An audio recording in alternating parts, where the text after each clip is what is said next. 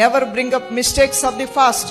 జరిగిపోయిన విషయాలను గురించి పదే పదే పొరపాట్లు మాట్లాడకూడదు. జరిగిపోయిన విషయాలు పదే పదే మాట్లాడుతూ ఉంటే అక్కడ కలహం కలుగుద్ది. సో అలాంటి వాటికి చాలా దూరంగా ఉండాలి.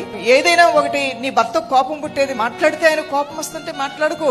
నీ భార్యకి చిరాకు కలిగే కొన్ని ఉన్నాయంటే మాట్లాడుకో. జరిగిపోయిన విషయాల వల్ల మీ ఇద్దరికి కూడా డిస్టర్బెన్స్ వస్తుందంటే మీ ఇద్దరు మీకు ప్రాముఖ్యం.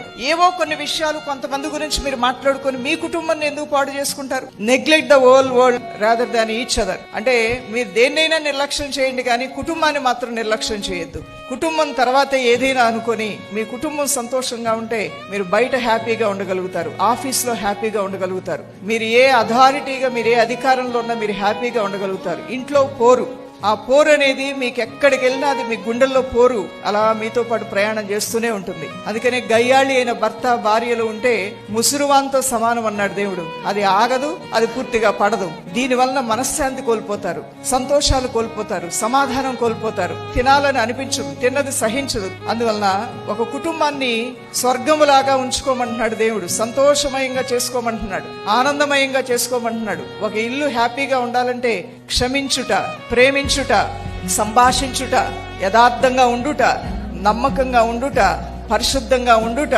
కలిసి కుటుంబంగా ప్రార్థించుట. హల్లెలూయా. Download ShareChat.